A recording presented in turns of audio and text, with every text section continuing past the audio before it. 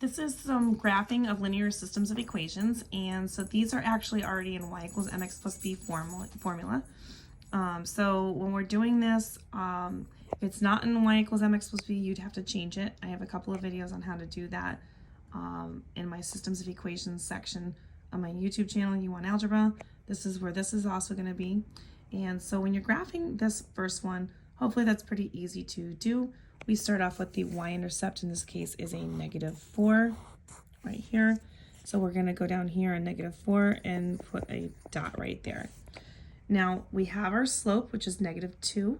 We're going to change that into a fraction so we can use the rise over run method. And so it's going to be over 1. And so using that one dot I just put right there, we're going to use the slope. So in this case, it's a -2, as you can see over there.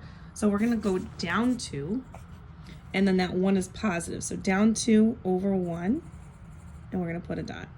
Down 2 over 1, put a dot. Down 2 over 1, put a dot. Now, I'm not sure where that other one's going to cross. Well, I do know where it's going to cross, but you don't. But I'm going to go back up here to -4. And I get asked all the time, where's the negative go? Negative can be on the top or it can be on the bottom. So if I decided to change it, I can actually go up to -1 this way. And that stays in alignment right here.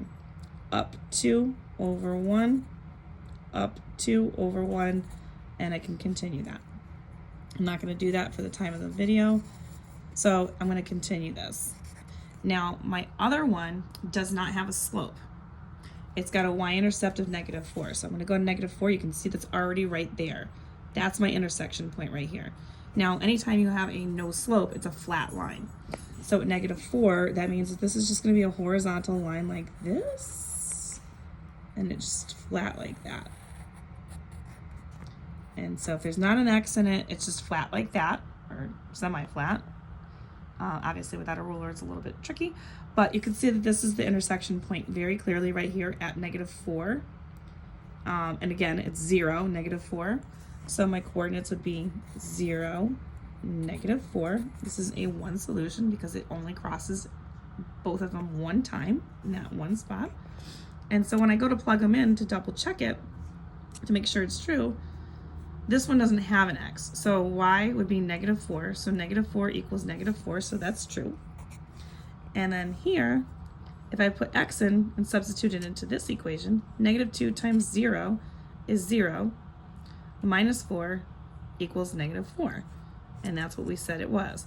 So therefore, that is a true statement, and that would work for both of them. I hope this has helped, and if you want more help with this, you can find them in the Systems of Equations section of my YouTube. Thanks.